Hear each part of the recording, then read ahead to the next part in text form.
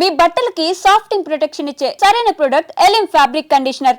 ఇంకా నాకు వచ్చేసరికి మీరు అన్నట్టుగా ఏదైనా నేను అందరికీ రిపీటెడ్గా చెప్పేది, మన ఆలోచన విధానం నుంచి మన డైలీ చేసే పనిలో ఎఫిషియన్సీ నుంచి మన ఓవరాల్ ఈ సొసైటీలో మన ప్లేస్ అంటే స్థానం వరకు అన్నిటినీ డిసైడ్ చేసేది మనం తినే ఆహారం. ఈ నాలుకనే లోపలికి ఏం పోతుంది, బయటికి ఏమొస్తుందనే ఈ రెండిటి మీదనే మన జీవితం ఆధారపడి ఉంటుంది.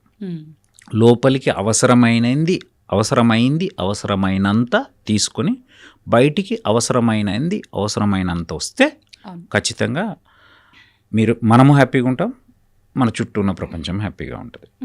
సో తిండికి వచ్చేసరికి బేసికల్గా 80% కంట్రిబ్యూషన్ మన బాడీలో. చాలామంది అడుగుతారు, నేను రాగానే కూడా కావ్య మీరు అందరూ సార్ రోజు వర్కౌట్ చేస్తారు.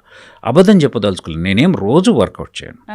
డెఫినెట్గా వారానికి 3 రోజులు చేస్తాను, బట్ రోజు అయితే పోయి గంటలు జిమ్లో ఉన్నాను. నేను అదే చెప్పదలుచుకున్నా, మన 100%లో 80% డైట్ మాత్రం డైలీ అట్లీస్ట్ 90 to 95% కన్సిస్టెన్సీతో చేస్తాను.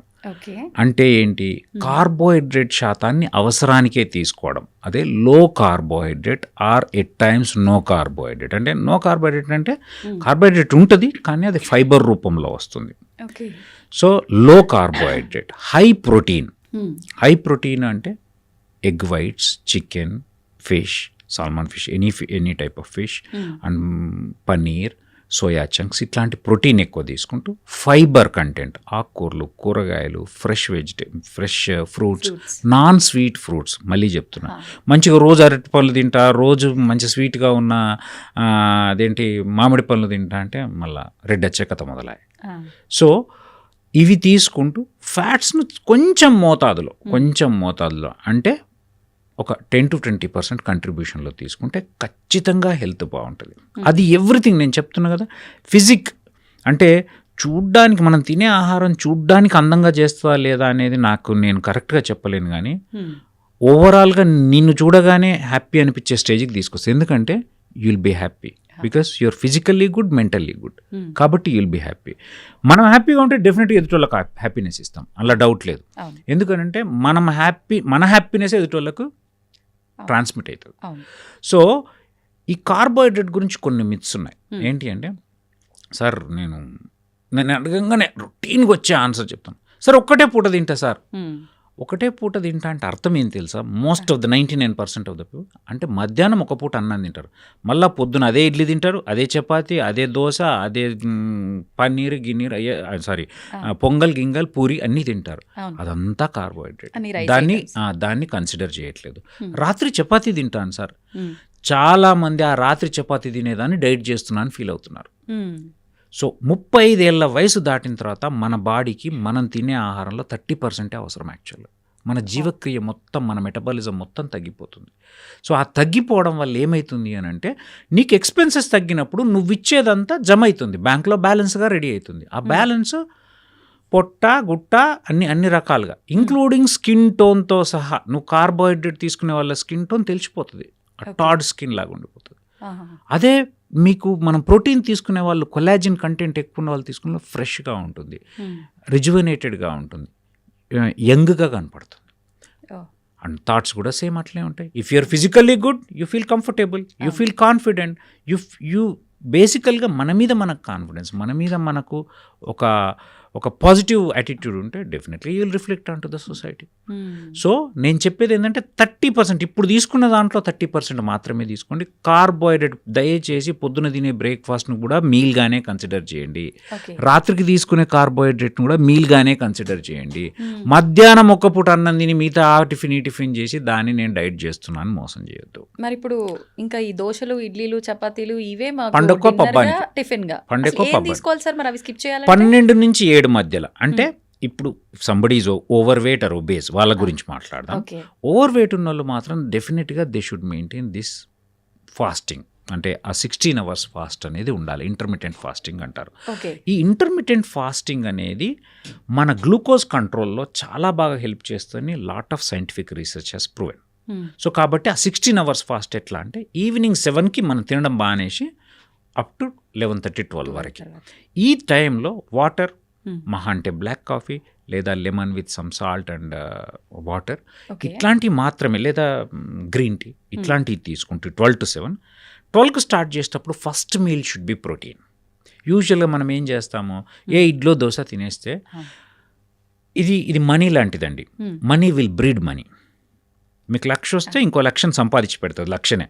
సో అట్లాగే కార్బోహైడ్రేట్ ఒక్క ముద్ద తింటే రెండో ముద్ద తినమని చెప్తుంది. It is craving. Carbohydrate it self creates craving. Okay. మైండ్కి మీరు ఎప్పుడన్నా ఆలోచించండి, పొద్దున బ్రేక్ఫాస్ట్ చేస్తే లంచ్ కాకలి అవుతుంది. అదే పొద్దున ఏం చేయకండి, అదే ఫస్ట్ మీల్ ప్రోటీన్ మంచిగా 7-8 పీసెస్ ఆఫ్ చికెన్ తీసుకోండి, మీకు సాయంత్రం దాకా ఏం ఆకలి కాదు. ఎందుకంటే ప్రోటీన్ డైజెషన్కి చాలా టైం పడుతుంది. కార్బోహైడ్రేట్ అనేది అలా తినగానే, ఇట్లా ఇడ్లీ అయితే ఇట్లా తినగానే అట్లా వెళ్ళిపోతుంది, మంచిగా గ్లూకోజ్ ఇచ్చి ఇమ్మీడియట్ గ్లూకోజ్ ఇస్తుంది, కడుపు ఖాళీ అవుతుంది, మళ్ళీ తినపోతుంది. అది మైండ్ను డల్ చేస్తుంది, బాడీని డల్ చేస్తుంది, అండ్ నీకు ఎనర్జీకి ఎంత 30% కావాలి, అది కాగా మిగిలినంత స్టోరేజ్లోకి వెళ్ళిపోతుంది. ఇప్పుడు చాలామంది మీరు అన్నట్టుగా 7 to 12 ఇది ఎవరైతే మెయింటైన్ చేస్తున్నారో 12 అయిపోగానే వెంటనే ఏదో ఒకటి తినేసి మనకున్న గ్యాప్ చాలా తక్కువ తినడానికి మళ్ళీ అని చెప్పి ఏది పడితే అది తినేస్తుంటారు. ఎలా తినాలి so most of the times కొంతమంది ఈ ఆధ్యాత్మిక మార్గంలో ఉండేవాళ్ళు, అంటే నేను తప్పుగా అనుకోవద్దు, అండ్ ఆ వ్రతాలు స్వాములు ఏమైనా పట్టుకుంటారు, కానీ పట్టుకున్న లాభం లేకుండా అది దొరికిన టైంలో చాలా ఎక్కువ తినేస్తారు. అది చాలా చాలా తప్పు. ఆ టైంలో తినమంటుంది కూడా అవసరానికి సరిపడే తినమంటున్నాను నేను. అంతకు మించి ఇంకా దొరికిందే టైం కదా అని చెప్పి 12 నుంచి 7 దాకా ఇష్టం వచ్చింది గుద్దుతా అంటే నడిచేది అది. సో అప్పుడు కూడా ఫస్ట్ ప్రోటీన్ మీల్తో స్టార్ట్ చేసి నేను తినే చెప్తాను. 12 to 7 మధ్యలో నేను ఏం తింటాను అంటే యూజువల్గా ఫస్ట్ 4 ఎగ్ వైట్స్ ఇస్తారు, తర్వాత ఏ బ్రక్కోలియా, లెట్యూస్ లాంటివి, లేదా కీరా, క్యారెట్ కలిపిన ఒక సలాడ్ కానీ అది తినేస్తాను. ఇంకా మరీ ఆకలి అయితే 2-3 టైంలో కొన్ని చికెన్ పీసెస్ తింటాను. మళ్ళీ సాయంత్రం కాగానే మళ్ళీ అరౌండ్ 5-6 o'clock 7 o'clock నేను ఇప్పుడు మరీ ఐఎమ్ నాట్ ఒబీస్ కాబట్టి నాకు మన తెలంగాణలో తెలుసు కదా చాయ్ అంటే పిచ్చి, కాబట్టి చాయ్ తాగుతాను. సో ఈవినింగ్ ఏం తింటానంటే వర్కౌట్ అయిపోయిన తర్వాత, ఒకవేళ వర్కౌట్ చేస్తే ఐదర్ వర్కౌట్ చేస్తా లేదా వాకింగ్ చేస్తా, కొన్నిసార్లు ఏది చేయలేవు. చేసిన తర్వాత అరౌండ్ 7-7:30 మ్యాక్స్లో, ఒక్కొక్కసారి లేట్ అయిపోతే నేను 7కి వెళ్తే నాది 9 కూడా కావచ్చు. అప్పుడు నేను ఐదర్ ఏదో ప్రోటీన్ షేక్, కొంచెం వెరీ రేర్లీ అండి, మంత్లీ ఫ్యూ టైమ్స్ అండి, లేకపోతే ఇంట్లో ఉన్న చికెన్ ఫిష్ తినేస్తాను అంతే. అసలు ఇంకా రైస్ ఐటమ్ ఎక్కడ, రైస్ అనేది ఎప్పుడో ఒకసారి అండి. ఇంకొకటి నేనేం చెప్తా అంటే, జీవితంలో నీ మీద నీకు ఎప్పుడైతే జాలి కలుగుతుందో, అబ్బో నేను మస్తు కష్టపడుతున్నా అన్నప్పుడు ఇంకా నువ్వు చెడిపోవడానికి ఆస్కారం చాలా ఎక్కువ ఉంటుంది.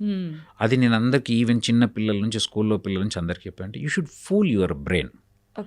ఎట్లా ఫూల్ చేయాలంటే, నేను కష్టపడుతున్నాను నీకు అనిపించద్దు అంటే కొన్నిసార్లు అది చెప్పినట్టు వినాలి, ఎక్కువసార్లు నువ్వు చెప్పినట్టు అది వినాలి, కొన్నిసార్లు అది చెప్పినట్టు నువ్వు వినాలి. ఎట్లా అంటే, ఇప్పుడు నేనున్నా నాకు ఈరోజు బిర్యానీ తినాలనిపించింది, 10 రోజుల నుంచి తినలే, ఈరోజు తినాలనిపించింది, తినలేదు అనుకో, ఏదో రోజు దానికి కోపం వచ్చేస్తుంది. సో కాబట్టి తినేసేయి, కానీ ఏం చేయి, ఆ దాన్ని నెక్స్ట్ మీల్లో కవర్ చేయి, నెక్స్ట్ మీల్ కట్ చేయి. This is called balance. Balancing అంటే ఈరోజు నేను కార్బోహైడ్రేట్ ఇంత తీసుకున్నా, సో దాని నెక్స్ట్ మీల్, ఆ నెక్స్ట్ మీల్లో మొత్తానికి దానికి సరిపడా కట్ చేసి పెడతాను, లేదా ఇంకొక హాఫ్ అన్ అవర్ ఎక్కువ వర్కౌట్ చేస్తాను. సో ఇది ఎప్పుడు దీన్ని మైండ్ఫుల్ ఈటింగ్ అంటారు. అంటే నేను ఏం తింటున్నా అనేది ప్రతి క్షణం నీ మైండ్లో ఉండాలి. పొద్దున ఏం తిన్నా షెడ్యూల్ చెప్పండి, నన్ను ఇప్పుడు లాస్ట్ 7 days నుంచి కూడా నేను పొద్దున్న లేచి నుంచి రాత్రి దాకా ఏం తిన్నానో చెప్పమని చెప్తాను నేను. అర్థమవుతుందా? ఆ మైండ్ఫుల్నెస్ అనేది ఉండాలి. అంటే నేను ఏం తింటున్న దాంట్లో అసలు ఏంది, నిజంగా ఎంత క్యాలరీస్ ఉండేవి. ఫస్ట్ ఇనీషియల్ డేస్లో అన్నీ చదివేవాళ్ళం. ఇప్పుడు ఒక ఆల్మోస్ట్ 6-7 years అయింది నేను ఇది ప్రాక్టీస్ చేయబట్టి, కాబట్టి నాకు అంతగా అవసరం ఉండదు. చూసి నాకు ఒక మైండ్లోకి అది ఒక థాట్ వచ్చేస్తుంది. బట్ ఒకటి తింటున్నప్పుడు ఎంత తింటున్నాను, ఇది నాకు ఎంత అవసరము, నాకు పర్ డే నిజంగా ఎంత కార్బోహైడ్రేట్ అవసరము, 50 to 80 to max 100 grams అవసరం, నేను నిజంగా తినే 2 ఇడ్లీలలో వచ్చేస్తుంది, ఎంత న్యాయం, ఇంతకు మించి నాకు అవసరం లేదు అనే ఒక థాట్ ప్రాసెస్ని డెవలప్ చేసుకొని, అండ్ ఇది నిజంగా నేను చేస్తుంది రైట్ పని అని నమ్మాలి. ఫస్ట్ పాయింట్, అమ్మో విజిత బాధ తినేసింది, లేదా ఇంకోళ్ళు బాధ తినేసింది, నేను తింటలేను, ఆ జాలీలోకి పోతే నాకు నువ్వు ఎప్పటికైనా ఇంకా బాగుపడరు. ఓకే, కానీ చాలా మంది అంటారు సార్, ఒక 2-3 ఒక దగ్గర ఉన్నప్పుడు కొంతమంది ఇంతే తింటారు, కర్రీస్ ఎక్కువ తీసుకుంటారు, రైస్, కొంతమంది ఇంత రైస్ ఉంటుంది, ఇంతే కర్రీ ఉంటుంది, అంటే ఏంటి అంత తింటున్నావు అని అంటే, నాకు ఇంత తిన్నట్టే ఉండదు అసలు అని చెప్పి నేను ఒకటి చెప్తే, అదే విజిత, మన మైండ్కి ఏది ట్రైన్ చేస్తుంది అవుతుందమ్మా. మీరు 5 రోజులు 5 o'clock లేవండి, 6th day మీ అంతలో మీరు లేస్తారు. సో నేను అది ఇనీషియల్ డేస్లో ఇవన్నీ ఏ పనైనా మనకు బేసిక్గా నేను ఒకటి స్ట్రాంగ్గా నమ్మేది అంటే మనకు చిన్నప్పటి నుంచి స్కూళ్ళల్లో కావచ్చు, మన కల్చర్లో, ఫుడ్ కల్చర్లో కాబట్టి అది నేర్పలేరు. అవునరా అసలు ఈ అన్నం ఇంత తినాల్సిన అవసరం లేదని చిన్నప్పటి నుంచే ప్రాక్టీస్లో ఉండుంటే మనకి ఇంత ఇబ్బంది కాకపోయేది. అట్లానే వాళ్ళలో ఉన్నాయి, ఎక్సెప్ట్ ఫర్ మెడిటేరియన్ ఆ 5 places తప్ప ఎవ్రీవేర్ నిజంగానే ఇట్లాంటి ప్రాబ్లమ్స్ ఉన్నాయి. అట్లా మన కల్చర్లో కూడా ఆ కాలంలో అప్పుడున్న జీన్స్కి అవసరమైన, అప్పుడున్న పనికి అంటే ఎక్స్పెన్స్ ఎక్కువ ఉంది కాబట్టి అప్పుడు కార్బోహైడ్రేట్ అవసరమైంది. ఆ కార్బోహైడ్రేట్ కూడా మీరు నిజంగా ఆలోచిస్తే మాది ఆదిలాబాద్ డిస్ట్రిక్ట్, మా దగ్గర మేము ఏం తినాం, జొన్నగట్కి తినేవాళ్ళము, జొన్నలు తినేవాళ్ళం, జొన్నగట్క మక్క గట్క తినేవాళ్ళం, కొర్రలు తినేవాళ్ళు. అర్థమవుతుందా? సో అన్నం ఎప్పుడో ఒకసారి పండగకు పబ్బంకి తినేవాళ్ళు. అంత జొన్న రొట్టెలే. జొన్న రొట్టెలు లేని కాలంలో నేను 10th క్లాస్ దాకా ఎన్నోసార్లు మక్క రొట్టెలు కూడా తిన్నాను. మేము పొద్దున్న లేవగానే జొన్న గట్టుకు తిన్నాం. అండ్ దానికి మించి ఎంతో పని ఉండేది. ఇప్పుడు అంత పని లేదు. మనం తినేది pure white polished pure rice. అవునా కదా? సో నువ్వు మంచిది ఎక్కువ కార్బోహైడ్రేట్ నువ్వు ఇచ్చి తక్కువ పని చేస్తున్నావు. అండ్ మన జెనెటిక్ జీన్స్ ఎప్పుడైనా కానీ ఎన్విరాన్మెంట్ని బట్టి మ్యుటేషన్స్ చెందుతూనే ఉంటాయి. ఆ కాలంలో వాళ్ళు చేస్తున్న పనికి తగ్గట్టుగా వాళ్ళు తింటున్న దానికి వాళ్ళ జీన్స్ ఉండినాయి. ఇప్పుడు మనం పనే లేదు కాబట్టి మన జీన్స్ కూడా మబ్బు అయిపోయినాయి, అవి కూడా మ్యూటేట్ అయిపోయినాయి. సో కాబట్టి నువ్వు ఎంత ఇస్తే అంత దాన్ని ప్రాసెస్ చేసి మంచిగా ఫ్యాట్ చేసి ఎక్కడొక్కడక్కడ ఫిల్ చేయడానికే పనికి వస్తున్నాయి తప్ప ఎందుకంటే పనే లేదు. సో కాబట్టి కాలం మారుతున్న కొద్దీ, మన పనిచేసే విధానం మారుతున్న కొద్దీ, మన జన్యుల్లో వస్తున్న మార్పుల కొద్దీ మనం ఇప్పుడు మన తిండిలో మార్పు తెచ్చుకోవడం కంపల్సరీ. ఆ కంపల్సరీలో ఏంటి అని అంటే, నేను వాడు తింటున్నాడుగా నేను తినడం కాదు, నేను తినొద్దు నాకు అవసరం లేదు అంటే నిన్ను చూసి ఇంకోళ్ళు నేర్చుకో, నాకెంత అవసరమో నేను అంతే తింటా, వాంతో నాకేం పని. అంతే. అదొకటి ఏంటంటే నేను చేస్తుంది మంచి పని అని నమ్మాలి. అండ్ అప్పుడప్పుడు నిజంగా క్రేవింగ్ వస్తుంది ఏదో ఒకటి, అరే స్వీట్ చూస్తే ఎవరికైనా తినవద్దు, తినేసేయి. నేనేమంటే తిను, నెక్స్ట్ బ్యాలెన్స్ చేయాలి ఖచ్చితంగా. సార్ ఇప్పుడు ఇందాక మీరు ఒక మాట అన్నారు, అప్పటి కాలంలో వాళ్ళకు ఆ తిండికి తగ్గట్టుగా పని ఉండేదని. ఇప్పుడు కూడా వాళ్ళు అంతే పని చేసినా చేయకపోయినా, ఆ కాలం వాళ్ళు ఎవరైనా ఉన్నారు అన్నా, విలేజ్లో వాళ్ళు పొలం పనులకు వెళ్ళకపోయినా ఇంట్లో కూర్చునే వాళ్ళైనా సరే 3 సార్లు తినే వాళ్ళు ఉన్నారు. అయినా వాళ్ళకు డైజెషన్ అవుతుంది. మనం ఒక్కసారి తిన్నా కూడా డైజెషన్ అవ్వట్లేదు. నాకు అరగలేదే అని అంటే, ఎందుకు అరగదు నీకు, వయసులో ఉన్న పిల్లవు, మాకు అరుగుతుంది కదా, రాళ్ళైనా అరిగించుకోవాలంటారు, నీకెందుకు అరగట్లేదు అని చెప్పి తిడుతూ ఉంటారు. ఎక్కడ వస్తుందంటారు? Genetic makeup. వాళ్ళ జీన్స్ వాళ్ళు ఒక వయసులో ఉన్నప్పుడు ఒక 35 to 35 years అంతో కష్టపడి వాళ్ళ అప్పుడున్న కాలమాన పరిస్థితుల ప్రకారం, వాళ్ళ పని ప్రకారం వాళ్ళ జెనెటిక్ మేకప్ అట్లుంది. అర్థమవుతుందా? సో కాబట్టి ఇప్పటికీ కొంచెం పని తక్కువైనా కానీ జీర్ణించుకోగలుగుతున్నారు. మనం ఎప్పుడు ఫస్ట్ నుంచి ఎక్స్పోజరే లేదు దానికి. సో మన జీన్సే మబ్బు జీన్స్, ఎఫెక్ట్ అక్కడే పడింది. అంతే కదా మరి. It's genetic makeup. ఇప్పుడు చాలా మంది అంటారు, ఇప్పుడు ఒక చిన్న విషయం చెప్తా. ఇప్పుడు ఒక ప్యాంక్రెటైటిస్ ఉంటుంది. ప్యాంక్రెటైటిస్ ఆల్కహాల్ తీసుకోవడం వల్ల వస్తుంది. 1000 మంది తీసుకుంటే నిజంగా ఎంతమందికి వస్తుంది? 5గురికి వస్తుంది. ఇప్పుడు ఈ 5గురు పాపం నా దోస్తుగాడు బాటిల్ తాగుతాడు సార్, నేను గింత మూతేడు తాగినా, అది నీ కర్మ, అది నీ జెనెటిక్ మేకప్. సో అట్లా ప్రతిదానికి నీ జీన్స్ అనేవి మ్యాటర్ అవుతాయి. సో ఎస్పెషల్లీ ఈ ఫుడ్ అండ్ బాడీ బిల్ట్ అనేది పేరెంట్స్ నుంచి వచ్చింది, ఎన్వైరన్మెంట్తో నువ్విస్తున్నావు. అంటే ఎన్వైరన్మెంట్ అంటే ఏంటంటే ఎక్కడున్నావు, ఎంత పని చేసినావు, ఎంత టెంపరేచర్లో ఉన్నావు, ఎంత మానసిక పరిస్థితుల్లో ఉన్నావు, వీటి బట్టి ఎప్పుడు మ్యూటేట్ అవుతూనే ఉంటాయి. సో ఆ పరిస్థితుల్లో ఉన్న వాళ్ళకి అట్లా జీర్ణం కావడం అవుతుంది. మనం ఎప్పుడూ అట్లాంటి పరిస్థితులకు ఎక్స్పోజ్ కాలేదు కాబట్టి నడుస్తుంది.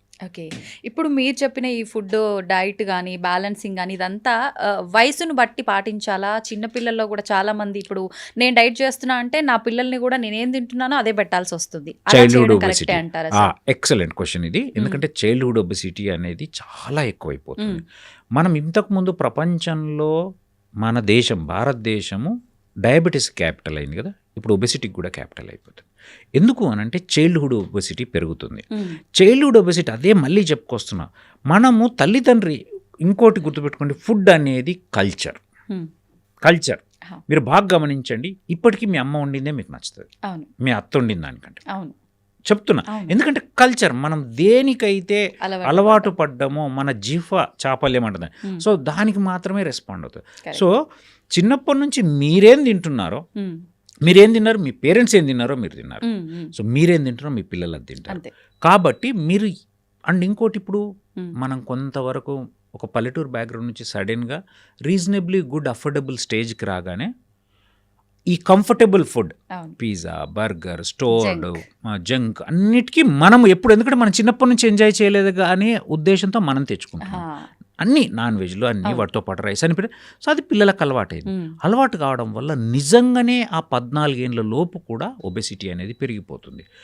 అందుకే నేనేమంటా ఆ కల్చర్ను డెవలప్ చేయాలా. ఇప్పుడు మీరేం తింటున్నారో అది వాళ్ళకి ఇప్పటి నుంచి అలవాటు చేయడంలో తప్పు లేదు. కాకపోతే ఒకటి ఏంటంటే ఎక్స్పెన్సెస్ వాళ్ళకి ఎక్కువ ఉంటాయి. ఎందుకంటే గ్రోత్కి కావాల్సింది వాళ్ళ గ్రోత్కి ఎక్కువ అవసరం పడుతుంది. వాళ్ళకి 100% అవసరమైతే మీకు 30% అవసరం అవుతుంది. కాబట్టి 100% సరిపోయేంత బ్యాలెన్స్డ్ డైట్ ఇవ్వండి. ఓకే, అంటే అక్కడ క్వాంటిటీ పెంచాల్సి ఉంటుందా సార్? మనం క్వాంటిటీని పెంచండి అంతే. అంటే ఇప్పుడు ప్రోటీన్ వానికి ఇంకొక 10-15 గ్రామ్స్ ఎక్కువ ఇవ్వండి. అంటే మనం 1 gram per KG body weight తింటాం కదా, 1.5 ఇవ్వండి. అర్థమవుతుందా? లేదు 1 ఇచ్చిన కార్బోహైడ్రేట్స్లో కొంచెం మనం ఎంత 20-30% తీసుకున్నాం, మనం 100 గ్రామ్స్ తీసుకుంటే ఆయనకు 200 గ్రామ్స్ ఇవ్వండి, 200 గ్రామ్స్ ఇవ్వండి. ఫ్యాట్ ఇంకొక 10% పెంచండి. అంతే తప్ప మళ్ళీ మొత్తం అంతా రైస్ పెట్టి ఉత్త సాంబార్ పోసేసి తిండి పెట్టమని చెప్పట్లేదు. చికెన్ ముక్కలు, ఇప్పుడు నేను చాలా మంది పిల్లలు చూస్తాను, చికెన్ వాడు ముక్కలు తినడు, ఉత్త సూప్ వేసుకొని ఇంత అన్నం వేసుకొని తింటారు. ఎన్నిసార్లు చెప్పినా ఎంత చెప్పినా ఏంటంటే సో దానివల్ల లాభమే లేదు. చికెన్ తిన్నా అంటే చికెన్ తినాలి కదా, నువ్వు చికెన్ తినకుండా రైస్ తినడంలో లాభం లేదు. సో మనం పెట్టమన్నాం కదా అని మనం ఇంత అన్నం తిని వాడికి ఇంత అన్నం పెట్టమంటలేదు నేను. మనం 4 ముక్కలు తింటే వాడికి 6 ముక్కలు పెట్టుకుంటాం. అంటే కర్రీ క్వాంటిటీ పెంచాలి. Very good. అండ్ ఇంకోటి especially fresh vegetables, non sweet fruits, mixed diet, అన్ని రకాల డైట్స్కి ఎక్స్పోజ్ చేయడం. చిన్నపిల్లల్లో బేసిక్గా అవాయిడ్ చేయాల్సిందంటే అన్ని రకాల ఫుడ్స్కి ఎక్స్పోజ్ చేయడము, ఫ్రెష్ వెజిటేబుల్స్ అండ్ ఫ్రూట్స్కి అలవాటు చేయడము, జంక్ ఫుడ్కి దూరంగా ఉంచడం. Anything if you are opening a packet that is dangerous, గుర్తుపెట్టుకోండి. ఏదైనా కానీ, బిస్కెట్ ప్యాకెట్ కానీ, నూడిల్ ప్యాకెట్ కానీ, చిప్స్ ప్యాకెట్ కానీ, కారబూంది ప్యాకెట్ కానీ, ఏ ప్యాకెట్ అన్నా మీరు ఇప్పుతున్నారంటే దరిద్రమే. ఎందుకంటే దాన్ని ఎంతో ప్రాసెస్ చేసి దాంట్లో ఎన్నో కెమికల్స్ కలిపి స్టోరేజ్కి పాడు కాకుండా ఉండడానికి, దాని లాంగివిటీని పెంచడానికి కెమికల్స్ని కలిపి అందులో పెట్టడం జరుగుతుంది. అందులో ఉండే అండ్ ఇంకోటి ఏంటంటే ఒక సింపుల్, ప్రతిదాన్ని ఎక్కువ కాలం స్టోర్ చేయాలంటే ఊర్లో మనం ఊరగాయ పెడితే ఏం చేస్తాం, చాలా సాల్ట్ వేస్తాం. సో సాల్ట్ వేయకుండా అది స్టోరేజ్ చేయడం వీలే కాదు దేన్ని కూడా. సో అందుకే అవి చాలా టేస్టీగా ఉంటాయి. ప్రతిదీ స్టోర్డ్ ఫుడ్ ఏదైతే ఉందో, ప్రాసెస్డ్ ఫుడ్ చాలా టేస్టీగా ఉంటుంది. అందులో చాలా కెమికల్స్ కలపడమే కాక సాల్ట్ కలపడం కాకుండా దాన్ని టేస్టీగా చేయడానికి కొన్ని టేస్ట్నర్స్ ఉంటాయి, వాటిని యాడ్ చేస్తాం.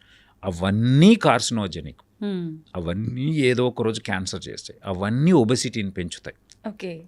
అంతెందుకండి, ఏ క్యాన్సర్ను డైరెక్ట్ కాజ్ చేయాల్సిన అవసరం లేదు. Obesity is mother of all diseases. ఈ స్టేట్మెంట్ మీరు చాలా ప్రాపగేట్ చేయాలి. మీడియాకు కూడా నేను రిపీటెడ్గా చెప్తాను. ఎందుకంటే obesity is mother of all diseases. తల్లి లాంటి ఆ రోగం అదొక్కటి ఉంటే జర అన్ని రోగాలు వచ్చింటాయి. పైన మైగ్రేన్ నుంచెళ్ళి, స్ట్రోక్ నుంచెళ్ళి, హార్ట్ ప్రాబ్లం నుంచి, diabetes, hyper tension, hyper lipidaemia అంటే లిపిడ్ ప్రొఫైల్ ఆల్టర్ అయిపోవడం నుంచి, లివర్ పాడు కావడం నుంచి, కాన్స్టిపేషన్ నుంచి, జాయింట్ పెయిన్స్ నుంచి, ఇన్ఫర్టిలిటీ, పీసీఓడి వచ్చి ఇన్ఫర్టిలిటీ వచ్చేంత వరకు, ప్రతి వ్యాధికి, క్యాన్సర్ వరకు ఒబెసిటీ కారణం. మీకు అర్థమవుతుందో లేదు. ఒక వింత పాయింట్ చెప్తాను. ఇంతకుముందు మీకు లివర్ దేనివల్ల పాడవుతుందని తెలుసు? ఆల్కహాల్ కదా. ఇప్పుడు అంతకు మించి ఫ్యాటీ లివర్ వల్ల పాడేది. ఫ్యాటీ లివర్ అంటే ఏంది? బాడీలో ఫ్యాట్ పెరుగుతుంది, లివర్లో చేరుతుంది. లివర్లో చేరి ఒక లక్ష హెపటోసైట్స్ అంటే లివర్ కణాలు ఉండాల్సిన ప్లేస్లో అందులో మధ్యలో ఫ్యాటే చేరిపోయి వాటి పర్సంటేజ్ నీకు 30,000కో 40,000కో పడిపోతుంది. పడిపోయినప్పుడు పనిచేసే కణాలు తగ్గిపోయి ఫ్యాట్ పెరిగిపోతుంది. అది సిర్రోసిస్. అది మెల్లగా సిర్రోసిస్, అది మెల్లగా ఫ్యాట్ కాస్త ఫైబ్రోసిస్ అయితే, ఫైబ్రోసిస్ కాస్త సిర్రోసిస్ అయితే.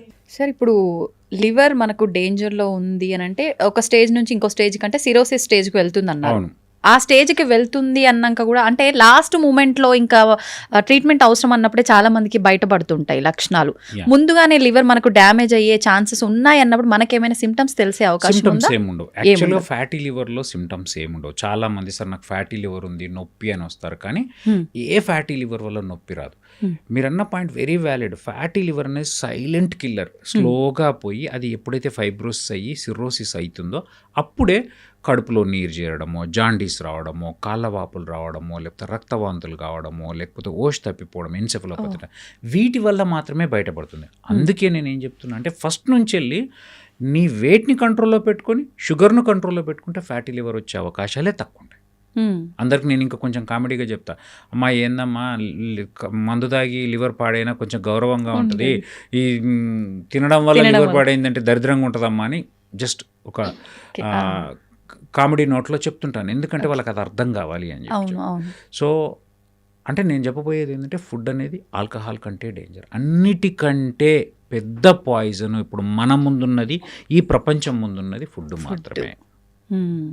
నిజంగా సార్, ఫుడ్ ఒక్కటే కాదు, మనకు నిద్ర, వర్కౌట్స్ చేయకపోవడం కూడా చాలా ఎఫెక్ట్ అవుతుంది హెల్త్కి అని అంటారు. మనకి ఎంత శాతం ఉండాలంటారు ఇదంతా కూడా? సో కంపల్సరీ ఇప్పుడు చెప్పాను కదా, 20% exercise, 20 to 30% exercise, 70 to 80% diet, first point. Then sleep, good sleep. Everybody should have minimum of 7 hours of sleep. చాలామంది కొంతమంది మేము 3-4 గంటలు పండుకొని హ్యాపీగా ఉన్నాము.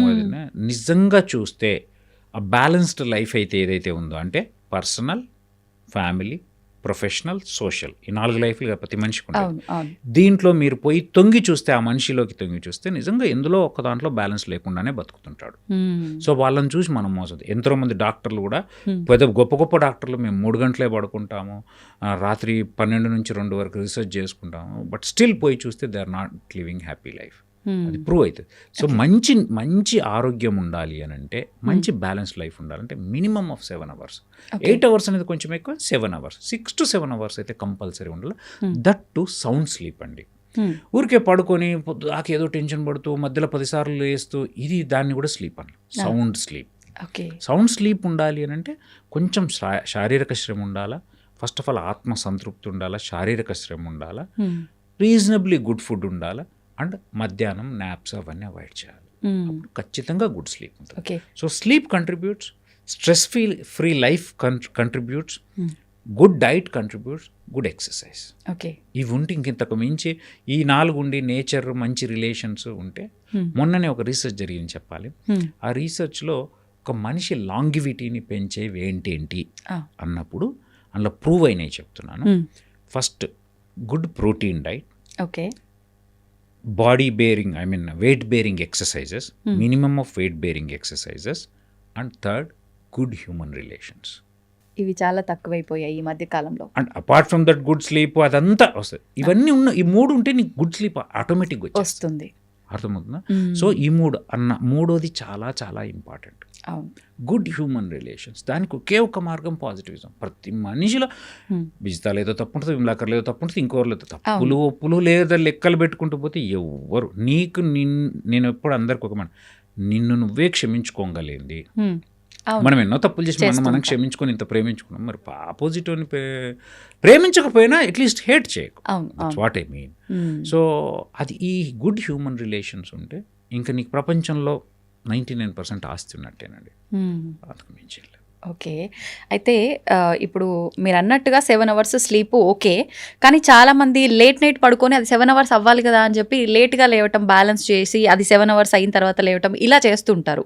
అది కరెక్టేనా? అసలు పడుకోవాల్సింది ఏ టైంకి లేవాల్సి ఉంటుంది? సర్కేడియన్ రిథమ్ అనేది ఎప్పుడైనా కానీ మనకు ఆ నైట్గా చూడడం. ఇప్పుడు మీరు ఇంకో మాట చెప్తా, ఎప్పుడైనా పడుకున్నప్పుడు 3 types ఆఫ్ సిచ్యువేషన్స్ అబ్జర్వ్ చేయండి. ఒకటి, అన్ని లైట్స్ ఆన్ చేసి పడుకోండి. ఒక్క బెడ్ లైట్ ఆన్ చేసి పడుకోండి. ఈవెన్ ఆ బెడ్ లైట్ కూడా బంద్ చేసి పడుకోండి. 3 ఎంతో డిఫరెన్స్ ఉంటుంది. అవును. That darkness, that calmness matters. ఇప్పుడు మీరు 12 గంటలకు పడుకొని పొద్దున్న 7 లేస్తా అంటే 5 to 7 సౌండ్ ఉంటుంది. లేదు 2కు పడుకొని నేను 9కి లేస్తా అంటే ఆ 5 to 9 సౌండ్ ఉంటుంది, డిస్టర్బెన్స్ ఉంటుంది. తలుపు తీస్తాడు ఎవడో, లైట్లు వేస్తారు, తెలియకుండానే లైట్ వచ్చేస్తుంటుంది through windows and all. So I don't think that is a sound sleep. ఇప్పుడు ఇంకా మనకు పట్టణాల్లో అయితే ఉల్లిగడ్డలని అవని ఇవని లొల్లులు ఏదో ఒకటి ఉంటుంది. సో కాబట్టి ఖచ్చితంగా సర్కాడియన్ రిథమ్ దెబ్బతింటుంది. నా సజెషన్ అయితే నైట్ ఉంటేనే, ఇప్పుడు మన హార్మోనల్ బ్యాలెన్స్ కూడా ఎట్లుంటుందంటే, మార్నింగ్ ఏ రకమైన హార్మోన్స్ రావాలి, హ్యాపీ హార్మోన్స్ కావచ్చు, స్ట్రెస్ హార్మోన్స్ కావచ్చు, గుడ్ హార్మోన్స్ కావచ్చు, బ్యాడ్ హార్మోన్స్ అంటే పాజిటివ్ ఆర్ నెగిటివ్ హార్మోన్, ఇవన్నిటికి కూడా ఒక టైమింగ్ అని సెట్ అయి ఉంది బాడీలో. ఓకే, ఆ సర్కాడియన్ రిథమ్ అనేది ఉంది, ఆ జీవక్రియ మెటబాలిజంలో అవన్నీ డిజైన్ చేయబడ్డాయి. నువ్వు దాన్ని జస్ట్ స్లీప్ మారిస్తే అన్నీ మారిపోవు. అర్థమవుతుందా? ఆ 4 గంటలకు రావాల్సి 4 గంటలకే వస్తుంది. అవును, అర్థమవుతుందా? నువ్వు 10కి పండుకుంటా అది వెయిట్ చేయదు కదా. అవును. So that is human body is built like that. So దాన్ని గౌరవించడం, నేచర్ను గౌరవించడం మనం నేర్చుకోవాలి. మన ఒక్కరి కోసం నేచర్ మారిపోదండి. ఓకే, అయితే ఇప్పుడు ఫుడ్ విషయానికి వస్తే మనం ఇందాక చాలా మాట్లాడాం. బట్ ఇంకొకటి, ప్రతి ఒక్కరు కూడా ఉదయం లేచిన దగ్గర నుంచి ఎంత ఫ్రెష్ ఫుడ్ తీసుకోవాలని చెప్పినా కూడా నైట్ మనం ఫ్రెష్గా తీసుకొచ్చామా దాన్ని ఫ్రిడ్జ్లో పడేస్తాం. పొద్దున ఫ్రిడ్జ్లోంచి తీసి వండుకుంటాము. పాల ప్యాకెట్లు పొద్దున్న లేస్తే అందులో పడేస్తాము, 2-3 రోజులకి సరిపోను తెచ్చి తీస్తాము, కాఫీలని, టీలని. అసలు కరెక్టేనా సార్ ఫ్రిడ్జ్లు వాడటం? ఇదంతా కరెక్టే అంటారా? ఏంటంటే అట్లా అట్లీస్ట్ ఇంకా మనం అదృష్టవంతులం అని భావించాలి. మీరు ఎప్పుడైనా వెస్టర్న్ కంట్రీస్, యూఎస్ అట్లా పోతే పాపం ఎంత జాలేస్తుంది అంటే, నేను నా ఫ్రెండ్స్ దగ్గర కూడా చూసినప్పుడు వాళ్ళు సండే రోజు వండుకుంటారు, నెక్స్ట్ సాటర్డే వరకు అదే తింటారు. I have seen. ఓకే, నా క్లోజ్ ఫ్రెండ్స్, మంచి ఫ్రెండ్స్ వెళ్ళిపోయినా వాళ్ళకి అఫోర్డబిలిటీ లేక కాదండి, టైం ఉండక. సో ఖచ్చితంగా fresh is fresh, stored is stored. 100%. Taste మారడం గురించి కూడా అంటలే, ఈవెన్ అందులో ఉన్న బ్యాక్టీరియా, అందులో ఉన్న అన్నీ మారుతాయి. ఖచ్చితంగా హజార్డసే, కానీ అది ఎంత హజార్డస్ అనేది చెప్పలేం. అట్లీస్ట్ ఫ్రీజ్ చేయడం వల్ల, అంటే ఫ్రీజ్ చేయడం వల్ల టెంపరేచర్ను తగ్గించడం వల్ల పాడు కాకుండా ఉంటుంది అంతే.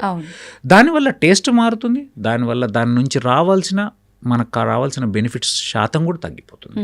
అండ్ ఇంకోటి, స్టోర్ చేయడానికి నువ్వు సాల్ట్ ఎక్కువ వేయాల్సి ఉంటుంది డెఫినెట్గా, మీరు ఎప్పుడన్నా.